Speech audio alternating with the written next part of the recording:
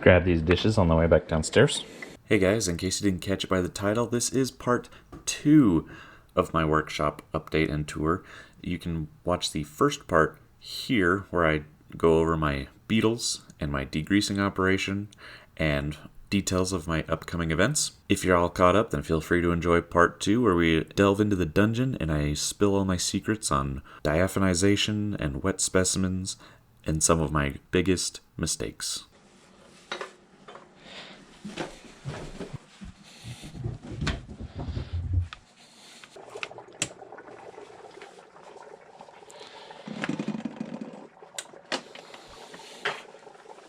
Alright, so here's my storage for now. Up here I just have unused jars. I know it's a dimly lit basement. It's kind of creepy. Just a butt ton of jars. This is a small portion of them. I'm not exactly sure where the rest ended up, but I just ordered a ton more for the upcoming shows. Yeah, that's something I got at a gift shop some years ago, but got some finished skulls here ready for shipping or wrapping. My frames, bulk frames. Here's my stickers. My friend Mika, who did the art, and a friend of mine who did graphic design kind of did the rest to make these stickers. These are already outdated. They're obsolete. I have some new and upcoming ones I'll show you. My secret that I haven't shown anybody yet. You'll be able to see those here at the end of this video. But I still have some of these. I use these as labels for everything. You'll see in a moment. I put them on boxes when I ship things. I give people handfuls with purchases. But I mean, I still have like a lot of these. So... but I'm not making them anymore, so get them while you can. I'm not making this design anymore. Here I just have like my tape and packaging materials, stamps, more tiny stickers. These are all my completed specimens, and by completed specimens I mean mostly wet specimens. There's that label. There's a bunny fetus. I'm not going to go through all these individually. There's a lot of stuff you've seen, a lot of stuff you haven't seen. But if you want to see them all, come see me at the show at the end of the month. That's going to be the Salt Lake City Reptilian Nation Expo. And then in October, we got the Wasatch Reptile Expo. Man, I just got boxes and boxes of crap. I mean, I want to pull out something, though. Oh, yeah, here's some of those freeze-dried Western Diamondback rattlesnakes, but here's the teeniest little baby raccoon skull that I've ever put together. This cute little canines.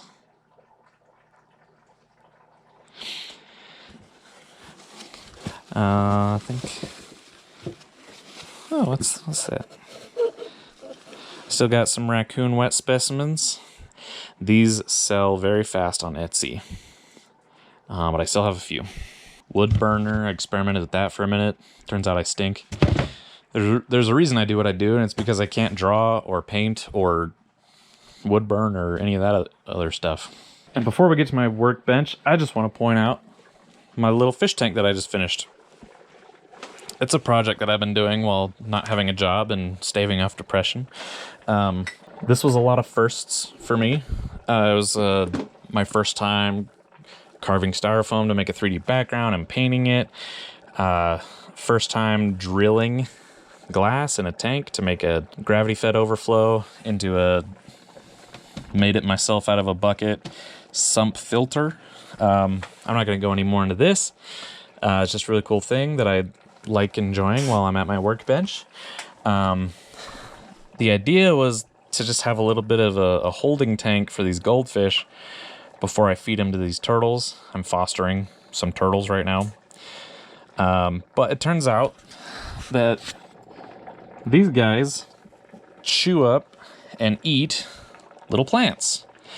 So maybe they'll be fed to the turtles a lot sooner than I thought, because 50 cents worth of goldfish just ate about 20 bucks worth of plants. So time for them to go. All right, here's my workbench. This is where a lot of magic happens. Whether I'm making wet specimens, I don't inject my formalin here in this dank, not circulated basement, but I can do all my alcohol work here. And right now I'm puzzling together skulls. Here's the biggest skull I've ever completed. It's a coyote. I have an old video of doing this. And when I say old, I mean, go back and look at that video. It was like a year ago. And I'm not super efficient at degreasing. I don't change my water every single week. But it really did take that long for me to degrease this skull. From then until I just finished this last night. It took that long. That's why my prices are going to be a little more premium than those greasy, nasty skulls that you find on Etsy. Because you get what you pay for. This is quality work. Now, this is a bad specimen who got his head bashed in. But the work is quality. Here's one that's even better. I still have a few teeth to put in, but a smaller coyote. Most of these are raccoons. As you probably already know, it's always a raccoon. Here's an interesting one. I found this, and I pulled it out, and I was pissed. I was like, what is this piece of garbage? This yellow, greasy thing with bad glue and missing teeth. When did I do this? And then I remembered that I didn't do this. I actually bought it from someone online, and it was cheap, but it was a river otter, and I'd never had a river otter before, so I just wanted it. Even though it was cheap and probably crappy, I wanted it, and yeah, it is cheap and crappy, but it's cool. Beaver getting a little bit more whitening done. Here we got my PPE station, my respirator, N95s, goggles, gloves are buried in there. Kept all in one place. I know where it is. I need my respirator when I am injecting wet specimens with formalin. And here I have various scales to measure out my tiny little ingredients. Here are my wet specimens. Now, they're a little buried in there. I wish I could get them out and show you. That one in the corner is filled with hearts, frogs, and snakes. The hearts are ready to be jarred. I'll be jarring them en masse here in a minute in preparation for the shows. And the frogs and snakes are going to be in my next batch of diaphanizations. Now, this jar is my giant failure. This video is about exposing secrets, and there's no getting around it. This is my biggest failure. Let me show you some of these to show you what I mean. So these were the baby beavers that were in the freezer that went bad. So when that freezer went out and everything started to thaw, I had a very limited opportunity to save them. I had no freezer space in my other freezers. And so I had to make a decision right then on how to preserve them. Dogs, what are you doing, huh? Go on, go upstairs. Go upstairs. So what I decided to do was I took all the baby beavers and I made them into wet specimens. But when I did that, I did it rushed and I wasn't prepared for it.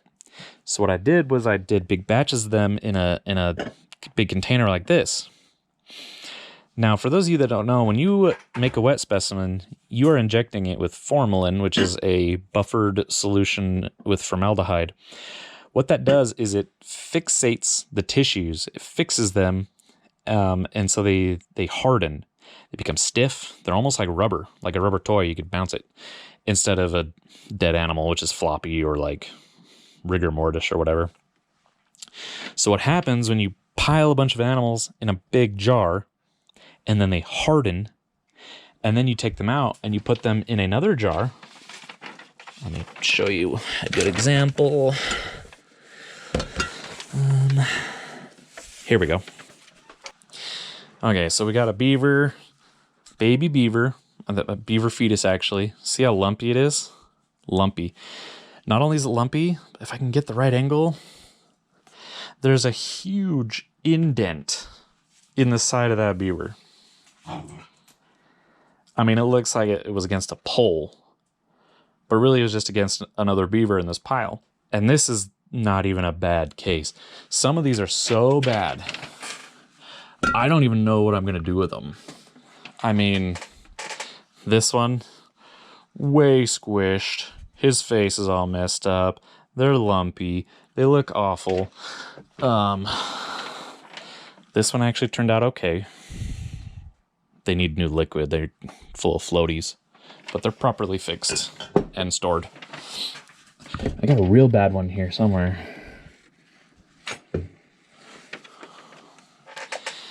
This one's flat and lumpy somehow. Come on, where's that really bad one? Here we go. Here we go. This one, flattened, squished. There's two in here. I don't know if you can see that. Completely flattened, squished. This one, huge dent. I mean, I can't sell this. Even if you want to buy it, I just can't sell this. I can't put my sticker on there. I can't put my name on this. It's awful. Here's another just jar of hearts. So, I don't know what I'm going to do with these baby beavers. I might be able to salvage some. They were expensive. I just acquired them. I acquired them because of that freezer. So, destroyed. I could diaphanize them. I could do that. You can do that with destroyed wet specimens. It's a very easy transition. However, oh, hi there. Come here, kitty. Okay, go on. Go away, go away. Go away. However, diaphanizing an animal this big is absurdly expensive and would take an absurd amount of time. I mean, this would take months. Months. At least 3 months. Probably a lot more to diaphanize something this size. It is possible, and maybe it's the only way I could salvage it. I could actually probably beetle this. I might beetle some of these bigger ones that might actually have more of a skull. Tell me what you guys think, because this is a complete disaster to me, and I'm not sure what to do about it yet. If someone really, really wanted to buy some, maybe I'll just low-key sell them at a discount, but just to make back the money I made on getting those fetuses, because I'm pretty beat up about it. Anyways, let's continue the tour. As you can probably see, I got all my different vials here. I just finished some reptile specimens.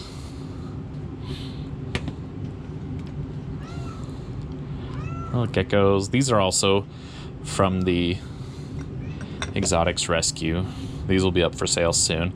I'm sorry I haven't updated my Etsy in a while, you guys. I know you guys are checking up on it because you see the cool things that I'm making. But part of me is hesitant to do that because it's a lot of work just to take a ton of pictures, upload them, only to sell them, and then I have to ship them, like package them all and ship them, and then I have nothing to sell at my show at the end of the month. So I kind of want to wait till my shows before I put anything up on my Etsy or my website. If you're wondering, yes, I have an Etsy and I have my website. The reason for that is because Etsy prohibits sales of some things, which I'll get to in a second. On my website, I have more freedom to sell what I want. Also, I can put larger things on there and it'll take less of a commission off of those things. So things like this I could put up on Etsy. Things that I have a lot of, you know, I got 10 raccoon skulls. I could sell those, no problem. But my big red-tailed boa that's in a frame, that's a big, unique, one-of-kind piece. Those sorts of things I want to put on my website, just to kind of get the cross traffic. This is also degreasing. This is an acetone, so it's in a acetone safe container. I put very delicate things in here that I don't want to fall apart in water. That's that commissioned chameleon I made a video of recently. Here's something some of you guys might like.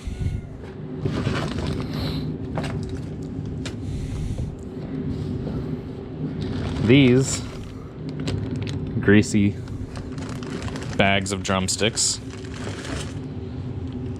is about 350 dried baculums. That's a lot of penis bones. And I was hoping to make one big video collage of just a metric ton of penises getting eaten by beetles at the same time. I did a smaller version of that video, but these sell so quick and so fast on Etsy because I guarantee I make the best, the widest, and the cheapest penis bones on Etsy. I checked and I sold out really quick. They were pristine. It's really gross when you get on Etsy, you want to buy a penis bone, you know, for penis bone reasons, and then you get one and it's got big old grease marks on it. It's still yellow, it's nasty. I like my, oh, I got one right here. I like mine pristine and white. I think this one belonged to this raccoon right here. Look at that, it's as big as his head. Are you kidding me? Here's a smaller one, but as big as his head. That's a joke. Anyways, all right, secret time. Secret time. I'm gonna show you guys my chemicals and my methods, all right? Peroxide, blue stain. These salts are used to make my buffered formalin solution. Alcyon blue to make a blue stain for diaphanized. Alizarin red stain. There's my potassium hydroxide. We got trypsin powder. These are all things to make my diaphanized specimens. These ones are almost done. They're almost ready to be jarred. This is their last solution. These ones are clearing. These ones are still digesting. I did a big batch of rats, but the rats are different sizes, so they were finishing at different times. This is all one batch over the course of months. These are all my specimens that I have finished and are on my website for sale. These white boxes are just my glassware, my beakers, my flasks. I'm not gonna show you all these because I've posted them everywhere. These are little puppy fetuses. Sales of kittens or cats and dogs are prohibited on Etsy. So this puppy fetus is listed for sale on my website, not Etsy. That's raccoon. This is my not dermestid, dubia roach colony. I use it to feed my chameleon. These are all my bug supplies.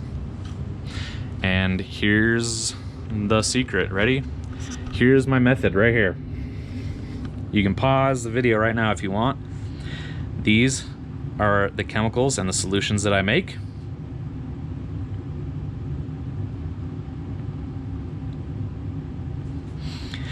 And this is the method.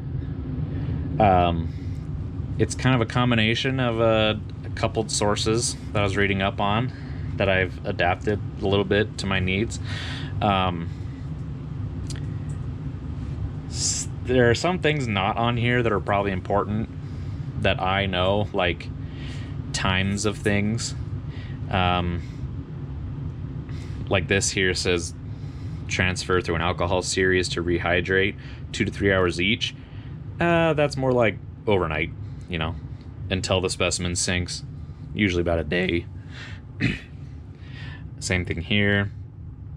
This one's very important and very clear. Change every 2-3 days or sooner until it's done.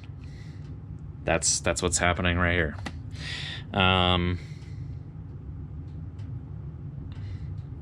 This step ladder is also ambiguous as far as time goes, but this step can be done in as soon as a day, but usually about a week. And by a week, I mean every step of this ladder is about a week. Sometimes I don't even do 25%, 50%, 75%, 100%. Sometimes I do 20, 40, 60, 80, 100, make that ladder even smaller. But yeah, that's my method. Something I learned when I was getting into this hobby is there are a lot of gatekeepers. If you have a question, hey, what glue did you use for that? How did you get around this? There are a lot of people that will shut you down and say, I'm not going to teach you how to do what I do. This is what I do. You're going to steal my money. You're going to steal my business. You're going to make cheap Chinese knockoffs. And I ran into that a lot when I was new. And yeah, I was a budding hobbyist. But I was dedicated and I seriously wanted to get into this and learn more. So I did all the research. I'm not about that gatekeeping. I will tell you all my secrets. I make how-to videos. I get messages all the time. People will message me or leave comments.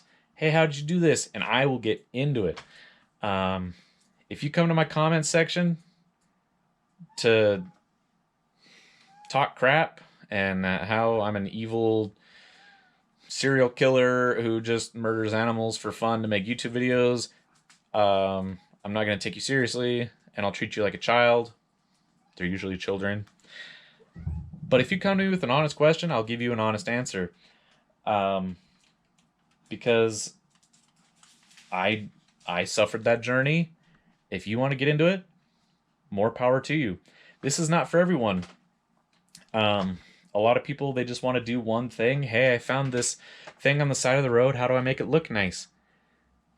There are ways to do things for just one specimen that you wouldn't use to do 10 of them.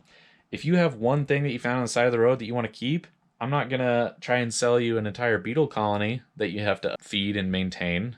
There are other ways to do it, but if you want to get into this, there are things that you got to do and prepare for in order to be successful. I have acquired these things over years. These methods, these chemicals, a lot of these chemicals on Amazon. Some of them you have to go to special scientific industry provider websites.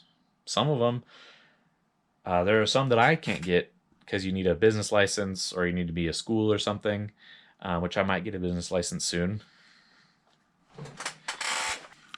Oh, you probably noticed this other one, this little shelf. That was the first one I bought. I love this thing so much that I bought it from my friend immediately. I'm going to link her shop in the comments below. You got to take a look at the resin work that she does. Love it. I want to do a lot more collaborations in the future. Oh, did I show you this? This was another personal pet of mine. It's one of the first skulls that I ever did. This is a baseball display case from Michaels. It's old. It's got a crack in it, which is unfortunate. But I've always loved this piece. It was my big red-tailed boa. Super big. And it was a challenge. And I messed up a few times, and that's all right. I learned how to do it. A couple more things here before I let you go. You probably also noticed this right here. This is like a $10 light box. I don't even remember what website I got it from, but if you just Google Lightbox, I mean, they show up. They're cheap. And this is a little turning display. I got a handful of these to display in my booth. I might sell them or include them free with certain purchases, but they just turn and you light it up and you take a picture. If you see super amazing pictures like these, I mean, this is just how I did it. And I did it with I don't have a fancy camera. Well, maybe I kind of do. I just use my Samsung 20, my Galaxy. It's got 3 cameras on the back, so it makes good little macro photos. But this is also a tiny space. It's not much good for anything bigger than like a skull, you know? So for those larger things,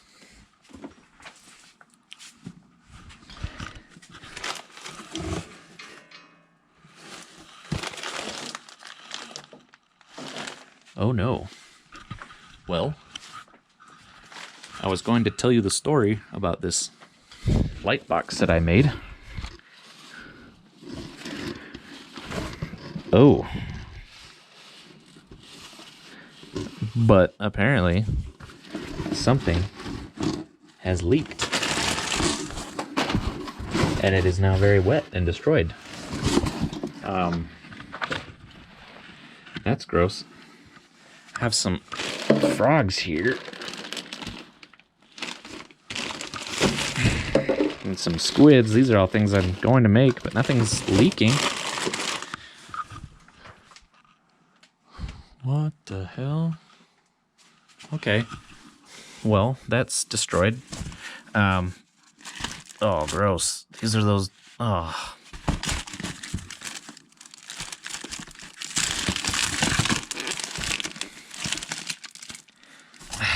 These are more of those rotating discs. I hope they're safe inside of there. I'm super not bummed that this is destroyed because it was cheap and I made it in like an hour. It was just a box. This is expensive though. I need to wash this. This is my crushed velvet. It was a box and I cut holes in it and I put like curtain as a light diffuser and I just put a light there and I made other pictures which I can show you if I can dig up any. Gross. The point is you can do it really cheaply.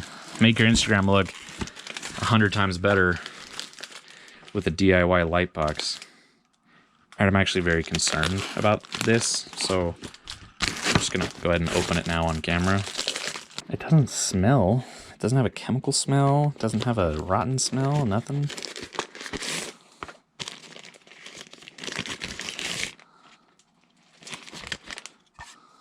That seems fine.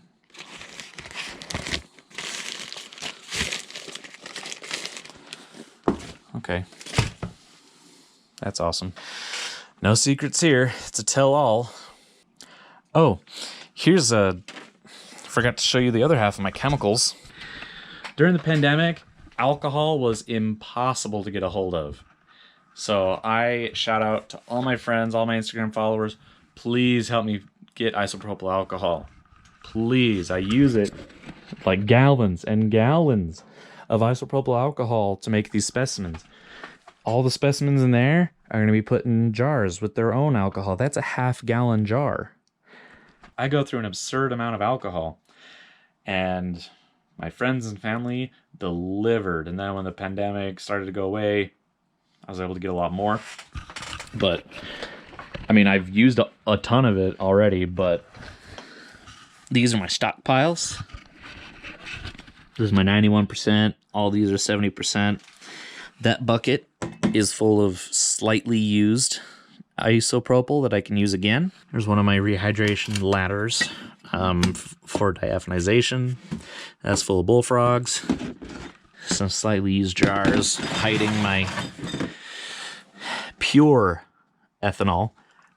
This is absurdly expensive. 100% ethyl alcohol. I mean, this is probably you don't see them all. They're stacked back there. It's probably $200 worth of alcohol. And my formaldehyde. Oh, that's actually my acetic acid. But the rest of this is alcohol. You know what I found out is cheaper than 95 or 100% lab grade denatured ethanol? Not Smirnoff, but Everclear. The exact same thing, 95% alcohol, but half the price per gallon. I was so mad when I learned that this is the exact same chemical that I need for half the price after I just spent $200 on that alcohol. People wonder why this is so expensive. Let me just run you through something real quick. To do this batch of rats, took an entire bottle of Everclear, $35. We got Alcyon Blue. It's about $150 for 5 grams. The red, that's pretty cheap. I don't know, 30-40 bucks for like 25 grams. A lot of times you'll see people stain only red because it's cheap and easy to come by. Trypsin, I think this one's 35 bucks a bottle, which getting through all these rats, I don't know, took several bottles. This is negligible, but go through a lot of glycerin. Glycerin is the final solution. It's not in alcohol wet specimens, so a lot of glycerin. I gotta mix my borax solutions. That's what this is. It requires borax solutions to make a basic solution for the dye to penetrate. We got thymol crystals,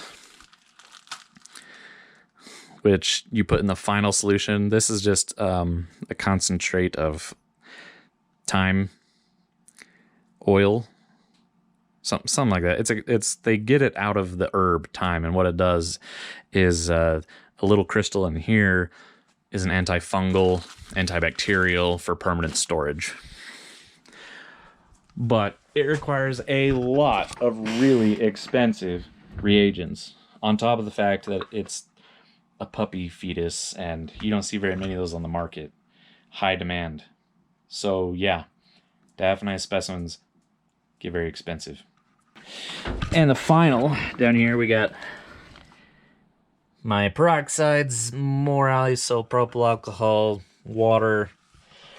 I used this sometimes during the pandemic when I could not get a hold of isopropyl. It's not ideal, and you can't use it for permanent storage, but you can use it as part of the process. One last little update before we head back upstairs and I fill you in on what's to come. My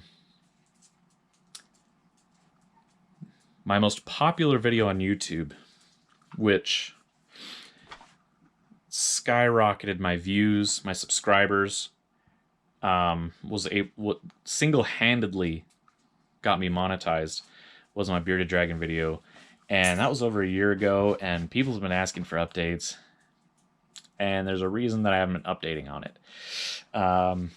If you've watched that video, I talk about how the great lengths that I go through to make sure that the bearded dragon maintained the pose that I put it in, how carefully I watered it so that it was eaten at the right pace, and when it was finished, I didn't even let it finish because I wanted it to keep its pose.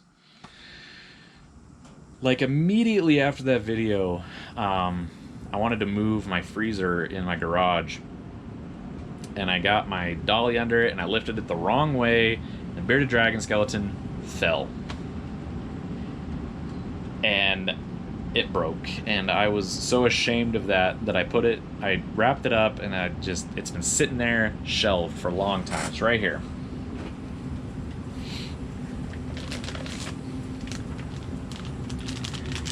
This is the bearded dragon from that video. I've been meaning to fix it up and do a part 2 that I promised. I've just been super bummed that happened.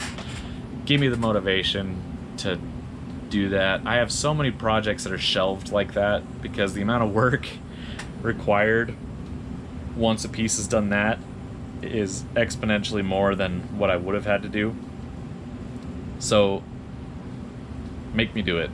I know a lot of people are waiting for that one. I just gotta do it.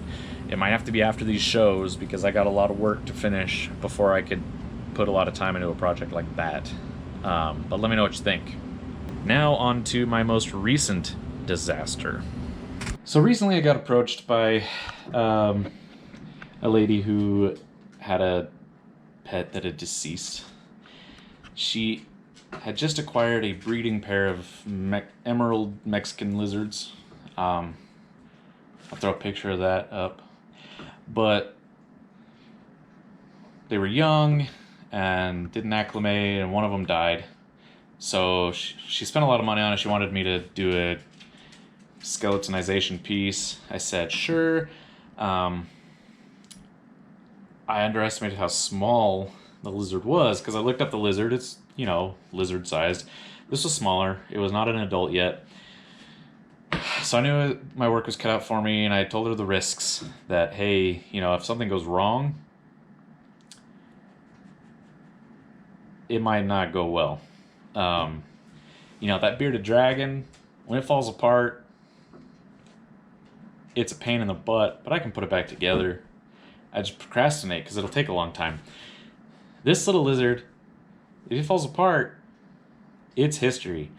I do not have tools or glue that small to put it together. You know what I mean? Let me tell you what I mean. Let me show you what I mean. Actually, I think I took a video of that lizard and the beetles. It wasn't a particularly spectacular video, so I never posted it. Maybe I'll give you a little snippet here. But things were going well. I was degreasing it in acetone, like I showed you in that jar, because it was so delicate, and I didn't want to fall apart. When it was done degreasing, I put it in my whitening solution, which is just peroxide. But the lizard has these thick osteoderms on its head. It's not true skin that comes off. It's bony plates on its head that are green. So I put it in the peroxide, and the rest of it was whitening, but its head was still green, so I left it in a little longer.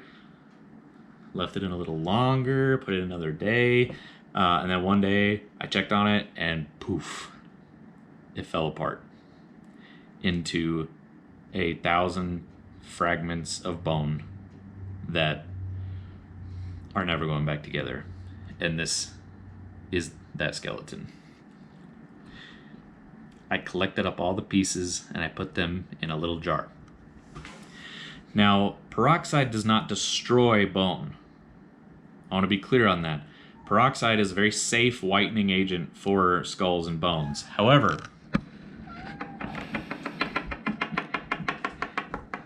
on a baby animal, my camera probably won't be able to zoom in on this. Baby animals' bone fragments have not fused together yet. So when that skull, comprised of a dozen or more platelets, falls apart, it's not fused. There's nothing holding it together. So it's not broken, but it did fall into a ton of pieces. You can see none of these bones are broken. Got full ribs, vertebra, and whole platelets that were not broken or snapped. Really? Come on. Go on. But there's no way I'm putting this together. It would be comprised of 95% glue. It would look absolutely horrendous, and it was not something that I would be proud of and want to put my label on. Luckily, she took it very well because I was so apprehensive to let her know that I had just destroyed it. But like I said, it wasn't a favorite pet like Stan Lee on the wall. that she'd had for years. It was just a project that she'd invested in a lot, and she wanted something out of it. So I said, "Oh yeah, I could stick it in a jar for you. You can have a skeleton, but I'm not going to charge you anything, because there's not much you can do. No secrets. Just it is what it is." I was very grateful for her to be so kind. So that's all for now. Sorry for making you sit through the longest video I've ever made. Um, but as you've probably guessed by now, I don't have any secrets. I'm an open book. I love learning and sharing, helping people through their particular situations and snags that they come across. I always have tips and hints. Even if I've never done it, I've probably watched someone else do it. I watch a lot of YouTube. So hit me up with any questions. Like my videos. My YouTube subscribers have officially surpassed my Facebook likes. Whatever, YouTube makes money, Facebook costs money, so I don't really care what goes on there. But it is a good medium for sharing. I'm just rambling at this point. See you next month. Please put in the comments below what kind of videos you would like to see. I gave you a broad range of things that not only that I do, but I've been wanting to make videos of. Proper degreasing. I have the entire diaphanization process filmed. It just needs to be edited. It's a lot of footage. I've been procrastinating. It's a lot of work. But if that's what everyone wants to see, if you want to see a simplified beginning to end diaphanization video without all of the... If you've ever looked up how to diaphanize, you know what I'm talking about. I can do that. I can do a long form version with explanations. I have the footage. Again, like everything else, it's just shelved. If you want to see any particular thing, like the Bearded Dragon Part 2, or maybe I do a video at one of these booths, hit me up, give me ideas. I'm never short of ideas on what to make videos of, but I value your input and what you want to see. So let me know, and peace.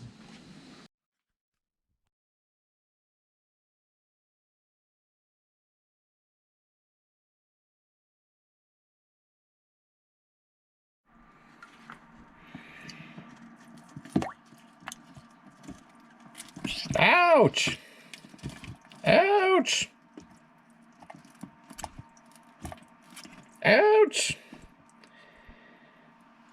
Come on, man. Ow! You are just evil.